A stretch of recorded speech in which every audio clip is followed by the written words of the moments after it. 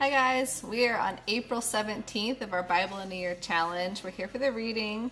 That's going to come from Judges 13 through 15, Psalms 46, and John 20. So Judges chapter 13.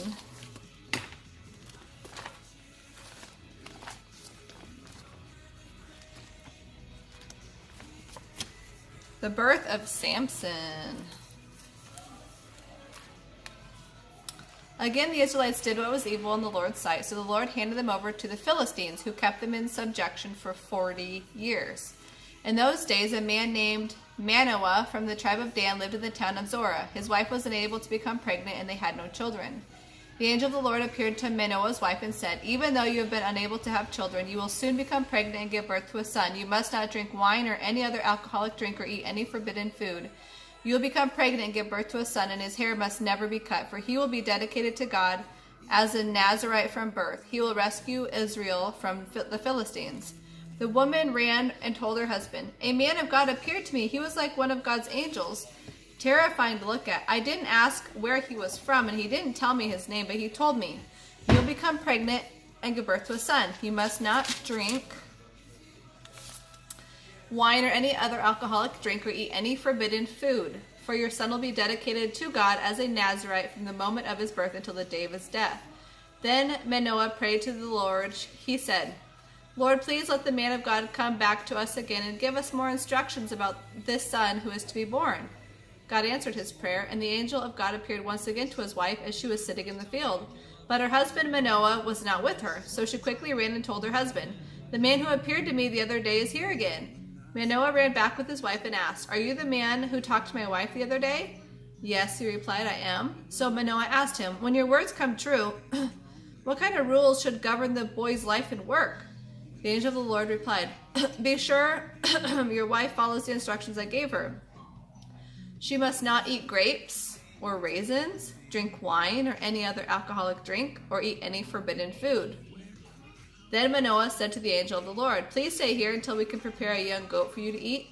'I will stay,' the angel of the Lord replied, 'but I will not eat anything. However, you may prepare a burnt offering as a sacrifice to the Lord.' Manoah didn't realize it was the angel of the Lord. Then Manoah asked the angel of the Lord, 'What is your name? For when all this comes true, we want to honor you.' 'Why do you ask my name?' the angel of the Lord replied. 'You wouldn't understand if I told you.' Then Manoah took a young goat and a grain offering and offered it on a rock as a sacrifice to the Lord. And as Manoah and his wife watched, the Lord did an amazing thing. As the flames with the altar shot up toward the sky, the angel of the Lord ascended in the fire. When Manoah and his wife saw this, they fell with their faces to the ground.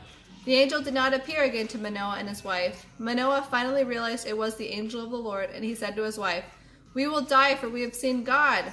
But his wife said, 'If the Lord were going to kill us, he wouldn't have accepted our burnt offering and grain offering.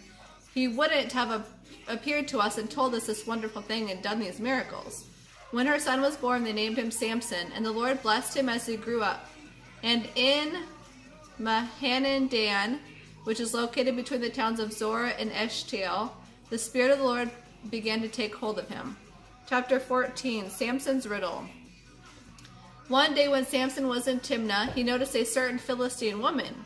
When he returned home, he told his father and mother, "I want to marry a young Philistine woman that I saw in Timnah." His father and mother objected strenuously. "Isn't there one woman in our tribe or among all the Israelites you could marry? Why must you go to the pagan Philistines to find a wife?" But Samson told his father, "Get her for me. She is the one I want." His father and mother didn't realize the Lord was at work in this, creating an opportunity to disrupt the Philistines who ruled over Israel at that time. As Samson and his parents were going down to Timnah, a young lion attacked Samson near the vineyards of Timnah. At that moment, the Spirit of the Lord powerfully took control of him, and he ripped the lion's jaws apart with his bare hands. He did it as easily as if it were a young goat, but he didn't tell his father or mother about it. When Samson arrived in Timnah, he talked with the woman and was very pleased with her. Later, when he returned to Timnah for the wedding, he turned off the path to look at the carcass of the lion, and he found that a swarm of bees had made some honey in the carcass. He scooped some of the honey into his hands and ate it along the way. He also gave some to his father and mother, and they ate it, but he didn't tell them he had taken the honey from the carcass of the lion. As his father was making final arrangements for the marriage, Samson threw a party at Timnah, as was the custom of the day. 30 young men from the town were invited to be his companions. Samson said to them, "Let me tell you a riddle. If you solve my riddle during these 7 days of the celebration, I will give you 30 plain linen robes and 30 fancy robes. But if you can't solve it, then you must give me 30 linen robes and 30 fancy robes." "All right," they agreed. "Let's hear your riddle." So he said, "From the one who eats came something to eat. Out of the strong came something sweet." 3 days later, they were still trying to figure it out. On the 4th day, they said to Samson's wife, "Get the answer to the riddle from your husband, or we will burn down your father's house with you in it. Did you invite us to this party just to make us poor?" So Samson's wife came to him in tears and said, "You don't love me, you hate me. You have given my people a riddle, but you haven't told me the answer." "I haven't even given the answer to my father or mother," he replied. "Why should I tell you?" So she cried whenever she was with him and kept it up for the rest of the celebration. At last, on the 7th day, he told her the answer because of her persistent nagging. Then she gave the answer to the young men. So before sunset on the 7th day, the men of the town came to Samson with their answer. "What is sweeter than honey? What is stronger than a lion?" Samson replied, "If you hadn't plowed with my heifer, you wouldn't have found the answer to my riddle." Then the Spirit of the Lord powerfully took control of him. He went down to the town of Ashkelon, killed 30 men, took their belongings, and gave their clothing to the men who had answered his riddle. But Samson was furious about what had happened, and he went back to live with his father and mother. So his wife was given in marriage to the man who had been Samson's best man at the wedding. Chapter 15. Samson's vengeance on the Philistines.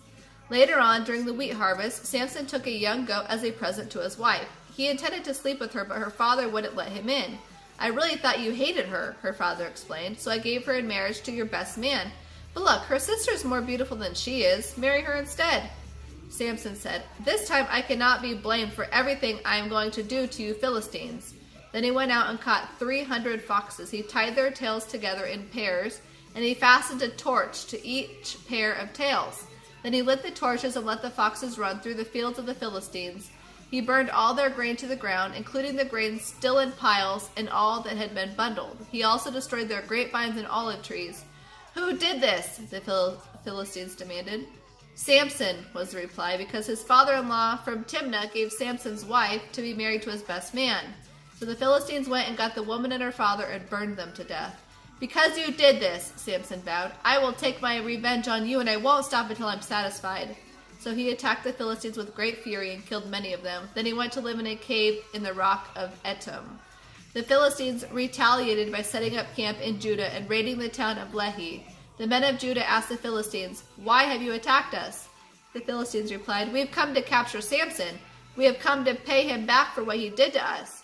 So 3,000 men of Judah went down to get Samson at the cave in the rock of Etam. They said to Samson, "Don't you realize the Philistines rule over us? What are you doing to us?" But Samson replied, "I only paid them back for what they did to me." But the men of Judah told him, We have come to tie you up and hand you over to the Philistines." "All right," Samson said, "but promise that you won't kill me yourselves." "We will tie you up and hand you over to the Philistines," they replied. "We won't kill you." So they tied him up with 2 new ropes and led him away from the rock. As Samson arrived at Lehi, the Philistines came shouting in triumph. But the Spirit of the Lord powerfully took control of Samson, and he snapped the ropes on his arms as if they were burnt strands of flax, and they fell from his wrists. Then he picked up a donkey's jawbone that was lying on the ground and killed 1,000 Philistines with it. And Samson said, "With the jawbone of a donkey, I've made heaps on heaps. With the jawbone of a donkey, I've killed 1,000 men." When he finished speaking, he threw away the jawbone, and the place was named Jawbone Hill. Now Samson was very thirsty, and he cried out to the Lord, "You have accomplished this great victory by the strength of your servant. Must I now die of thirst and fall into the hands of these pagan people?" So God caused water to gush out of a hollow in the ground at Lehi, and Samson was revived as he drank. Then he named that place the Spring of the One Who Cried Out, and it is still in Lehi to this day. Samson was Israel's judge for 20 years while the Philistines ruled the land.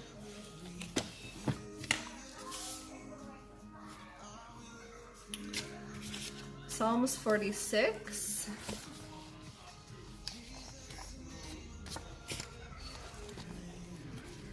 For the choir director, a psalms of the descendants of Korah to be sung by soprano voices, a song. God is our refuge and strength, always ready to help in times of trouble. So we will not fear, even if earthquakes come and the mountains crumble into the sea. Let the oceans roar and foam. Let the mountains tremble as the waters surge. A river brings joy to the city of our God, the sacred home of the Most High. God himself lives in that city. It cannot be destroyed. God will protect it at the break of day. The nations are in an uproar, and kingdoms crumble. God thunders, and the earth melts. The Lord Almighty is here among us. The God of Israel is our fortress. Come, see the glorious works of the Lord. See how he brings destruction upon the world and causes wars to end throughout the earth. He breaks the bow and snaps the spear in two. He burns the shields with fire. Be silent and know that I am God. I will be honored by every nation. I will be honored throughout the world. The Lord Almighty is here among us. The God of Israel is our fortress. And John 20. The resurrection. Early Sunday morning, while it was still dark, Mary Magdalene came to the tomb and found that the stone had been rolled away from the entrance. She ran and found Simon Peter and the other disciple, the one whom Jesus loved.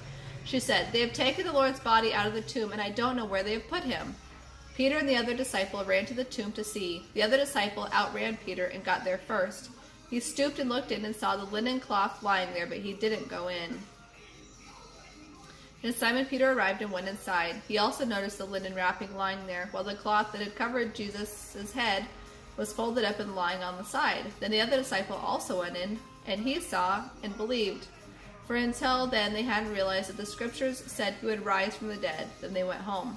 Jesus appears to Mary Magdalene. Mary was standing outside the tomb crying, and as she wept, she stood and looked in. She saw two white-robed angels sitting at the head and foot of the place where the body of Jesus had been lying. "Why are you crying?" the angels asked her. "Because they have taken away my Lord," she replied, "and I don't know where they have put him." She glanced over her shoulder and saw someone standing behind her. It was Jesus, but she didn't recognize him. "Why are you crying?" Jesus asked her. "Who are you looking for?" She thought he was the gardener. "Sir," she said, "if you have taken him away, tell me where you have put him, and I will go and get him." "Mary," Jesus said. She turned toward him and exclaimed, "Teacher!"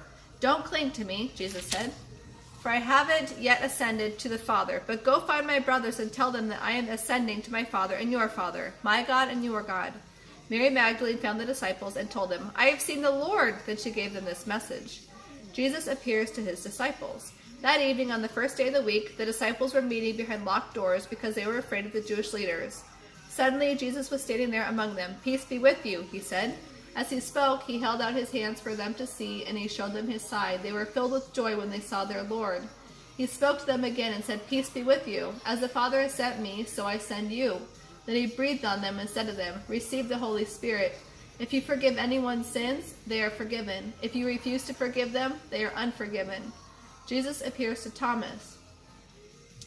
One of the disciples, Thomas, nicknamed the twin, was not with the others when Jesus came. They told him, "We have seen the Lord." But he replied, "I won't believe it unless I see the nail wounds in his hands, put my fingers into them, and place my hand into the wound in his side."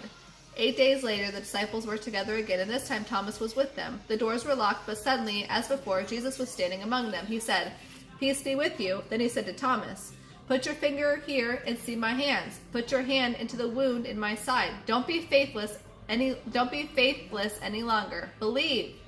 "My Lord and my God," Thomas exclaimed. Then Jesus told him, "You believe because you have seen me. Blessed are those who haven't seen me and believe anyway." Purpose of the book. Jesus' disciples saw him do many other miraculous signs besides the ones recorded in this book. But these are written so that you may believe that Jesus is the Messiah, the Son of God, and that by believing in him, you will have life. That is all for today's reading. I will see you next time.